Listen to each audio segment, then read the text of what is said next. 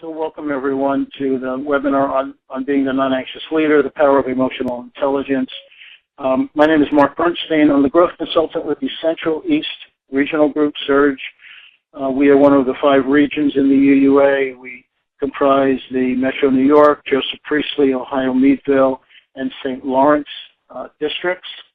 And I'm really proud to be associated with the UU Association of Membership Professionals, who are sponsoring this webinar. As I mentioned earlier, we have people from all over the country joining us. So even though technology can be a real pain in the butt, what a wonderful opportunity for all of us Unitarian Universalists from all over the country to be together for the next hour and a half. The chances are that you are an agent of change in moving your congregation forward.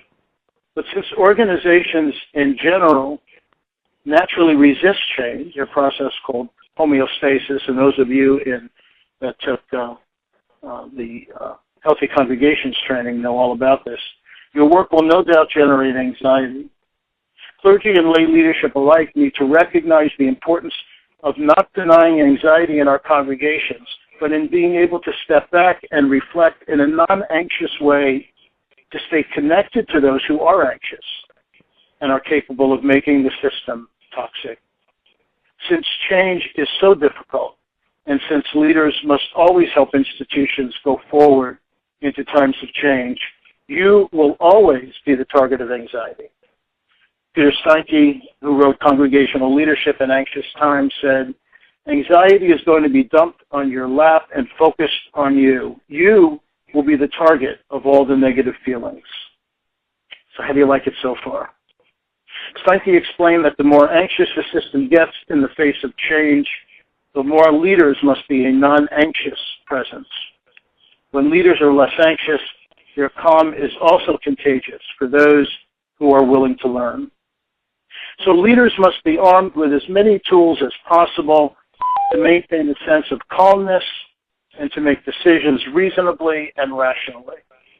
Understanding the concepts of emotional intelligence and applying the skills associated with this discipline will give you greater power in doing so. And I'm going to pause every once in a while just to make sure I check the chat box and make sure that I'm good with my controls. Emotional intelligence then is where the head and the heart intersect.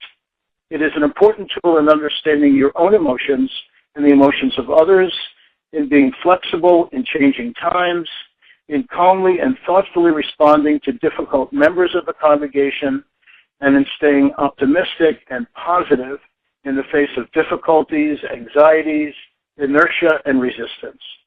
Simply put, it is the ability to understand and manage both your own emotions and those of the people around you. The principles of emotional intelligence, though, are not a cure-all. The Chinese philosopher Lao Tzu wrote, "He who knows others is wise. He who knows himself is enlightened." Understanding the principles of emotional intelligence is one step on the path to enlightenment.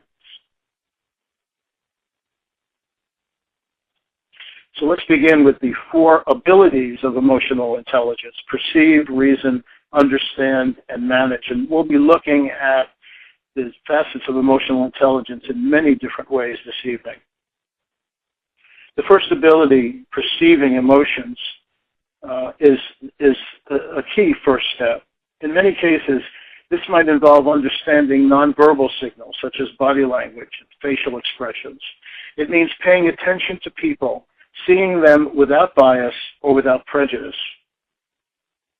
The next step, reasoning, involves using emotions to promote thinking and cognitive activity. It's knowing that feelings can create mental energy that can be put to good use. The next is understanding emotions. The emotions that we perceive can carry a wide variety of meanings. Knowing what your feelings are telling you, what the emotions mean, and understanding why others may be exhibiting certain emotions is one of the keys to success in leadership. And then finally, managing emotions, regulating our emotions, responding appropriately, and responding to the emotions of others are all important aspects of emotional intelligence. So let me give you an illustration. You're confronted by Fred, who is apparently angry about something. The first step is to perceive what's going on. So you can tell that Fred is angry about the board decision. The second step is reasoning. I empathize with Fred, and I use that empathy to have a meaningful conversation with Fred. So I'm trying to figure out how I can create energy to address the situation with Fred. Understanding might look something like, that Fred's anger probably stems from an earlier board decision that Fred disagreed with. And then finally, I decide how to respond appropriately. How do I manage the emotion? So I might approach Fred with words such as, would you like to talk about this? Now you might be wondering what all of this emotional intelligence has to do with leadership. Well, let me share a couple of studies with you. One study was able to demonstrate the power of emotional intelligence in contributing to excellence in performance. The researchers, Ruth Jacobs and Wei Chen from Boston, identified two types of employees: those with threshold competencies, that is, minimal skills needed to carry out tasks associated with a particular position, and those with what they call distinguishing competencies, that is, possessing the skills needed to perform at an outstanding level. The results showed that those in the latter category, the distinguishing competencies, showed 27% greater competency in cognitive activity, that is, intellect and experience, but they showed 53% greater competency in emotional intelligence. So the researchers concluded that emotional competencies were twice as important in contributing to excellence as pure intellect and expertise. The second study was a study done in 2011 by Jared Roth, and it was entitled The Relationship Between Emotional Intelligence and Pastor Leadership in Turnaround Churches. The author took a look at how leadership qualities influenced the turnaround from a declining church into a growing church. He looked at certain emotional intelligence competencies and then compared pastors of Foursquare churches, Foursquare, which is the Christian denomination of some 1,800 churches across the country. So he compared pastors whose congregations were said to be in decline with those considered to be in a turnaround or growth pattern. As you would expect, the results showed that emotional intelligence competencies in areas such as awareness, flexibility, and optimism, among others, and awareness, flexibility, and optimism are three of the skills we'll be talking about tonight, were significantly higher among pastors of turnaround churches. Roth concluded that pastors with higher levels of emotional intelligence competencies have a stronger likelihood of improving church attendance and promoting continued growth. So this is good stuff that we all need for our congregations. Let me conclude this introduction to emotional intelligence and then give you an opportunity to share, if you would like, by just reviewing the ways in which this can aid leaders in your congregations, including you. And I'm hoping that that if this resonates with you, that it's something that you'll share in conversations and perhaps even training sessions with other leaders in your congregation.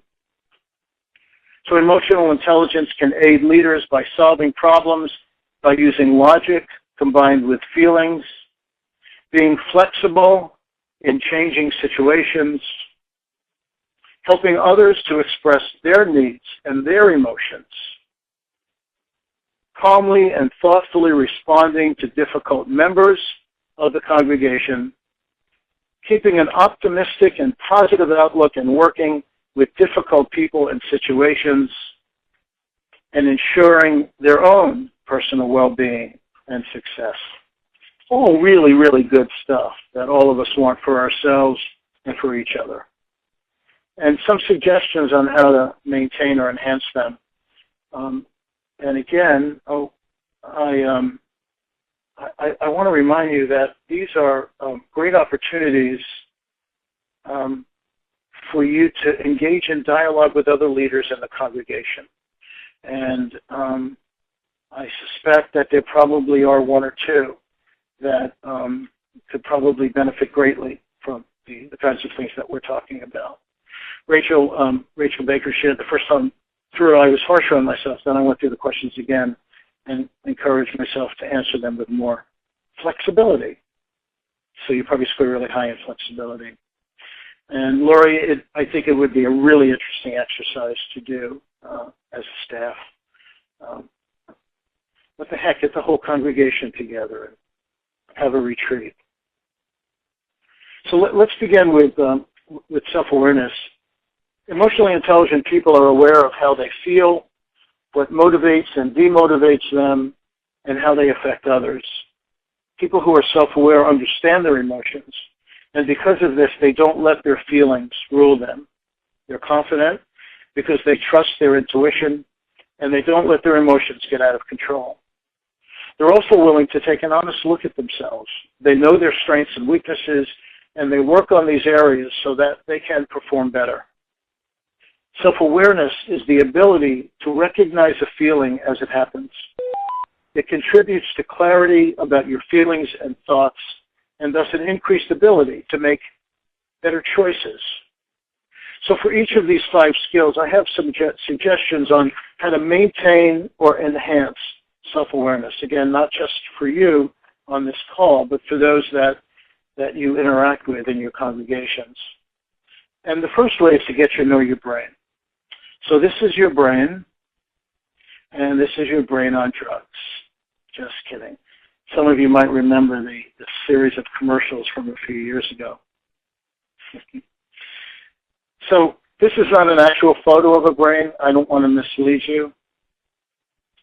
But there are 3 parts of the brain that I want to point out. And the first one is the reptilian brain. And that is the lower part of the brain. And that's where our instincts reside. That's our fight or flight instinct. You touch a hot stove and you immediately take your hand off of it without thinking. The reptilian brain, our instinct, is really strong. Charles Darwin tried an experiment one time where he had a snake, an asp, on the other side of a glass. Hopefully the glass was really strong. And he tried to will himself not to back away every time the snake would strike the glass, and he found it impossible. So even though we apply our reasoning to certain situations, sometimes instinct is so strong that it won't have any impact. Then there's the mammalian brain, and this is the emotional center of our brain. This is where we do all of our feelings, where all of our emotions reside. And then the third part of the brain, the upper part of the brain, is the neocortex. And this is where our thinking and our reasoning reside. The emotional intelligence is really the interaction of our neocortex, our mammalian brain, and our reptilian brain. It's a combination of instinct, emotion, and reasoning, and particularly the last 2, reasoning and emotion. It's also associated with anxiety, and that's why we're talking about being the non-anxious leader. The more you engage the neocortex of the brain, the less anxiety you will feel. And so as you'll see as we go through this, one of the strategies is for you to think and imagine and tell yourself stories and get the person that you're dealing with to think and imagine and tell stories. Because by doing so, you engage the neocortex, which in turn reduces the anxiety. So knowing how the brain works is really helpful. Daniel Goleman, who wrote several books on emotional intelligence, talks about these 3, instinct, emotions, and logic, as advisors. And he says the brain works together like a team of advisors. Collectively, their goals are to keep you safe and to give you advice. Each advisor has a different set of skills. Sometimes they give you conflicting advice, and sometimes they are silent. Your job is to learn how to hear all three advisors and make the best choices based on the combined input. And I'll give you an example in just a moment. But this chart shows the skills, the strengths, and the weaknesses for each of these three advisors in the brain. So instinct enables us to identify danger. It tells us whether or not we need to fight back in this situation, maybe not literally, or flee the situation. The strength of instinct is it gets us to act fast without thinking. So in an emergency, when our life is being threatened. The weakness is that it may get us to act too quickly and dangerously without conscious thought. For emotions, the skill is that it enables us to use what we have learned in the past in the same or similar situation, and then it elicits those memories. We remember what we feel.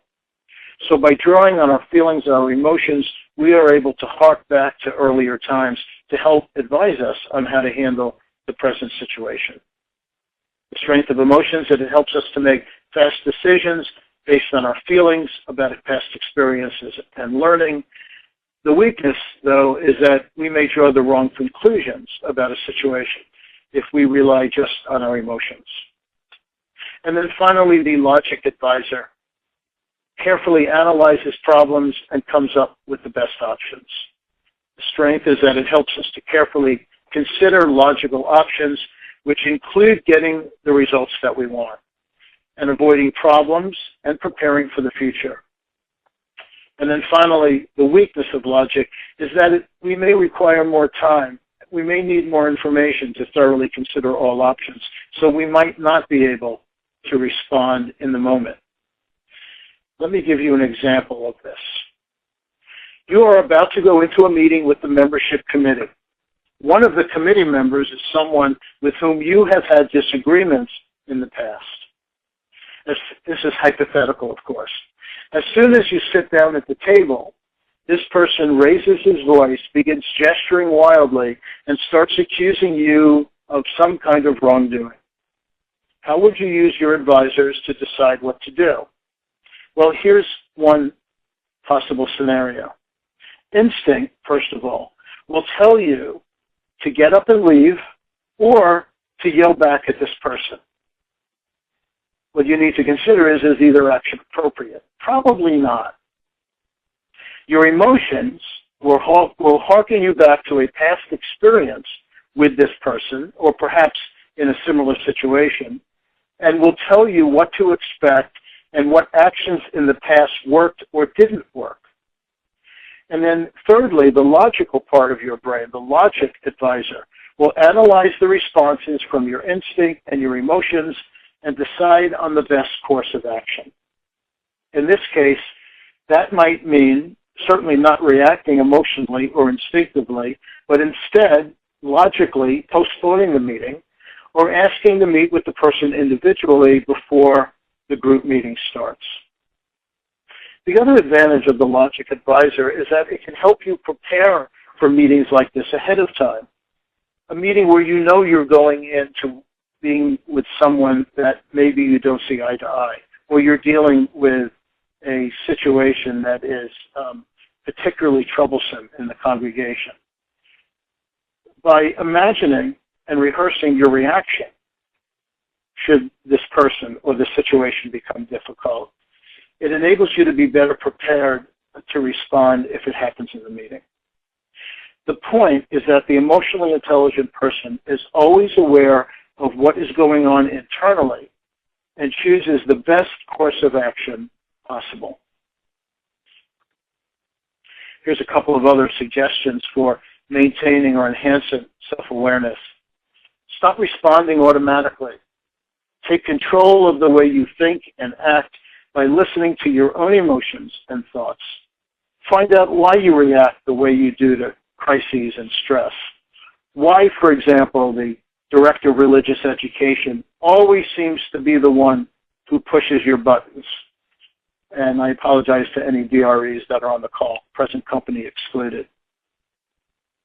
And keep a journal. Journals help improve your self-awareness.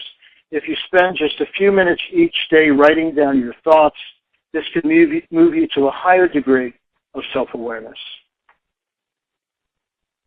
The second skill that we're talking about this evening are social skills. Emotionally intelligent people communicate and relate well with others. They listen intently and they adapt their communications to the unique needs of others. They show empathy. People with high social skills can manage disputes. They are excellent communicators and are masters at building and maintaining relationships. But the key word here is empathy. The ability to identify with and understand the wants, needs, and viewpoints of those around you. People with empathy are good at recognizing the feelings of others, even when those feelings may not be obvious. As a result, empathetic people are usually excellent at managing relationships, listening, and relating to others. They avoid stereotyping and judging too quickly, and they live their lives in a very open and honest way. Here are some suggestions for maintaining or enhancing social skills in yourself and in others that you interact with in the congregation. Put yourself in someone else's position. It's easy to support your own point of view, but take the time to look at situations from other people's perspectives. Empathy enables one to establish trust and connection with others. It is the ability to understand others through being able to identify in oneself to similar experiences. It is an intuitive act wherein one gives complete attention to someone else's experience in order to make the other fully comprehend the essence of the experience. To be empathetic is to make another person feel secure, to open up and share his or her experience. To be empathetic makes the person feel not entirely alone in their predicament or a stranger in the environment that they find themselves in. Sue Catton-Thole wrote, "Deep, empathic listening is miraculous for both listener and speaker. When someone receives us with open-hearted, non-judging, intensely interested listening, our spirits expand." How wonderful to have a congregation where everyone engaged in empathy. Here's another way to maintain or enhance social skills. Pay attention to body language. Look at that picture. And I'm talking about your own body language and the body language of others. Perhaps when you are listening to someone, you cross your arms, you move your feet back and forth, you pace, you bite your lip, you roll your eyes. This body language tells others how you really feel about a situation, and the message that you're giving usually isn't very positive. Learning to read the body language of others can be a real asset when you're in a leadership role, because you'll be better able to determine how someone truly feels. And this gives you the opportunity to respond appropriately. Even though it's not always reliable, we do tend to rely on body language. But a word of caution here, we need to test our assumptions. So if we perceive someone as feeling a certain way based on their body language, we need to test our assumption by asking them how they're feeling. And then that leads to the next way of maintaining or enhancing social skills, and that's responding to feelings. So, for example, you ask a member of the congregation to serve on a, dare I say it, committee. And although she agrees, you can hear the frustration in her voice. So we need to respond by addressing the feelings that we're hearing. We need to ask her to share how she truly feels about serving on the committee, and then maybe how the assignment could be modified to increase her motivation to serve. Responding to feelings means listening to tone of voice, the meaning behind the words, and things like use of humor, which sometimes can be mean-spirited or sarcastic. The third skill that we're reviewing this evening is optimism. Emotionally intelligent people have a positive and optimistic outlook on life. Their mental attitude energizes them to work steadily towards goals despite setbacks. Here are some suggestions for maintaining or enhancing optimism. One is imagining a positive future. We talk about appreciative inquiry in our work with congregations, but how often do we use it on ourselves? The goal of appreciative inquiry is long-term change in congregational habits, the formation of new habits that arise from an attitude of focusing on the positive. It includes the use of stories and memories from the past as a way of creating new stories that take the congregation into the future. So too, we can use this process to form our own new habits by focusing on the positive. And when we imagine a positive future, when we tell ourselves stories, we reduce our anxiety. Remember our brain. So it's suggested that we engage in mental imaging. For example, we imagine that it is 5 years from now and our congregation is strong and vital and growing, and we're imagining what is happening and how we're feeling and how others are feeling and what kinds of things are happening. These are ways that we can use appreciative inquiry to increase our own imagining a positive future. Or we might want to take time occasionally to reflect on past successes in the congregation and how we can turn those into future successes. Another way of maintaining or enhancing optimism is to stop thinking negatively. Boy, this is really rocket science, isn't it? You can reprogram your brain by simple, regular practice. And if you're clouded by negative self-talk, there is a useful tool called STOP, S-T-O-P. This is from Timothy Galway, who wrote the book Inner Game of Stress. And he said that whenever you notice having a negative thought, you step back, think, organize your thinking in a positive way, and then proceed. I remember 2 to 3 years ago being at General Assembly, and the rage among many members and in my congregation as well was having a rubber band material that you would wear around your wrist. And whenever you said something that was negative about another person or about a situation, you would take the rubber band and you would put it on your other wrist. And the challenge was to see how long you could go by keeping the rubber band on one wrist. This is a similar idea that we need to find ways to check ourselves when we begin thinking negatively about other people, about situations, about the future of the congregation. And another way to maintain or enhance optimism is to surround yourself with optimistic people. So if there's anyone out there who plays the piano, you probably know that there's a phenomenon called harmonic resonance. If you put a tuning fork near the piano wires, the piano starts to play music. In the same way, our emotions radiate out, both negative and positive, and they impact on us. It's called emotional contagion. So stop hanging around with negative people, or help them to become more optimistic, or find a way to be empathetic but not impacted by them, and spend more time with optimistic people. I just want to read the note from Laurie. My minister often says when under pressure or attack to take a nap, no action plan. Not sure where it got that. It's stepping back. It's the effective use of avoidance, which is one of the ways to deal with conflict. In the moment, to step back and decide how you're going to handle the situation, and then come back stronger later.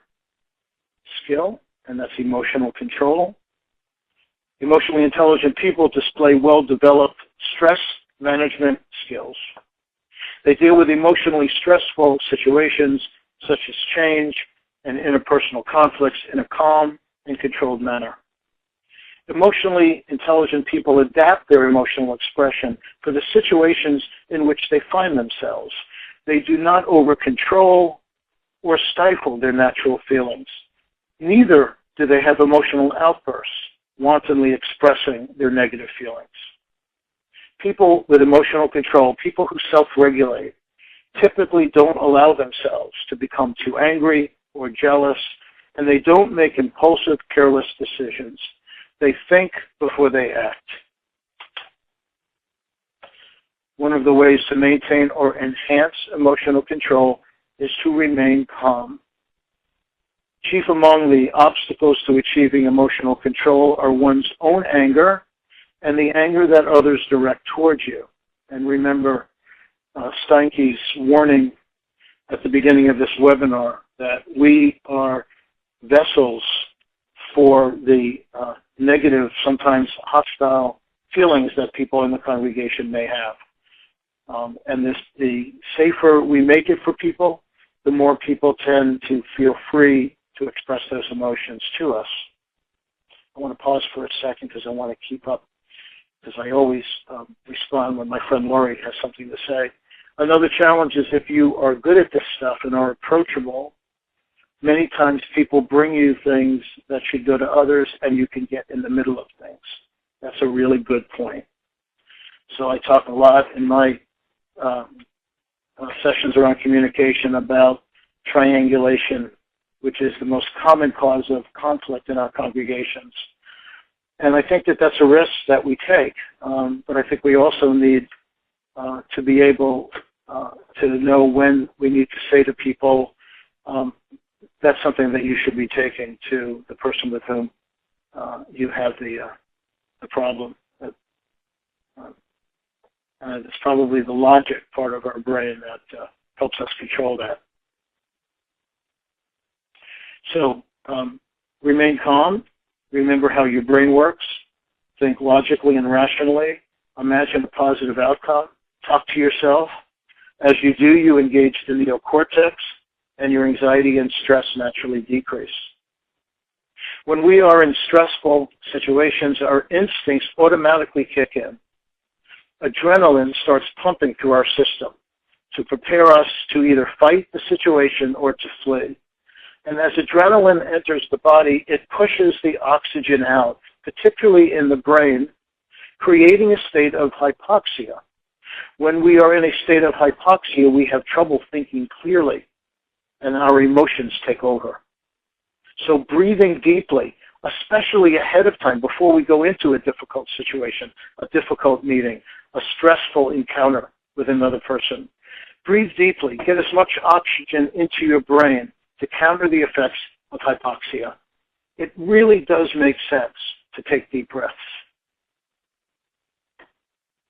Another way of maintaining or enhancing emotional control is to employ strategies to deal with angry people. And I know that, for many reasons, we have angry people in our congregations with unresolved issues.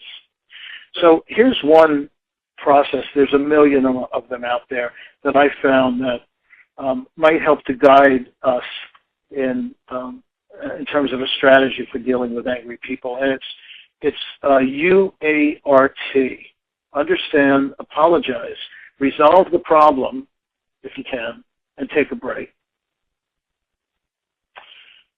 So the first step is to understand. Listen carefully and calmly to what the angry person is saying. Get them to talk about their feelings and use empathy. Restate in your words what you believe the angry person is trying to say. So, for example, and here an understanding, by the way, is where you draw on your social skills and again demonstrate empathy. Peter Block, who wrote Community, The Structure of Belonging, a wonderful book I highly recommend, BLOCK, Community, The Structure of Belonging, says that we must meet dissent not with resistance, but with curiosity. Curiosity. We need to make a sincere attempt to understand what the person is angry about and what the source of the anger is. So, step one, understand. For example, you might say, the person says to you, I am the chair of the coffee committee, and no one told me that we were changing brands of coffee. A critical issue in our congregations. Your response could be something like, so I understand that you're angry because no one informed you of the decision ahead of time. Now, some of you may be thinking, oh boy, this is like psychology 101, it's reflective listening, but if your response is genuine, it doesn't sound like it comes out of a textbook. What you're simply doing is restating it so that the person knows that you understand what they're saying, and so that you can be sure that you understand what they're saying and not act on assumptions that you might be making. The second step is to apologize. Most angry people feel they've been treated unfairly. They will feel less angry when they receive an apology. But when you apologize, you're not taking responsibility for what happened. You're apologizing for their inconvenience and their hurt feelings. There's a difference. So, for example, you might say, as your friend and as someone who shares our principles, I'm truly sorry that this situation happened and that it caused you to feel this way. The third step is to resolve the problem. Do what you can. And if you can't do it immediately, then talk about what you can do. Most of the time, people's anger will have decreased by this point in the conversation. One would hope so. So you might say, I'm not in a position to resolve this now, nor can I change the situation since the new brand of coffee has already been purchased. But I can certainly talk with Sally and ask her to consult you in the future about coffee decisions, or an even better idea, I invite you to talk to her directly. And I know that's something that Lori would recommend as well. And then finally, take a break. If you suspect the person is totally irrational, it's time to break things off. If you determine that nothing that you say or do will make any difference to the other person, you need to take a break before you lose control and say or do something that you'll later regret. To determine if someone is totally rational, ask the question, is there anything I can do or say that will help make you feel better? And if the answer is no, it's time for a timeout. The final skill that I want to talk to you about this evening is flexibility. Emotionally intelligent people adapt to changes. They use problem solving to develop viable options for difficult situations. They are open to new ideas or approaches. One of the things we know is that change is inevitable, except from a vending machine. And as leaders in the congregation, you need to deal with constant change, and you need to be flexible enough to embrace change and to help others through the change. So here are some ways to maintain or enhance flexibility.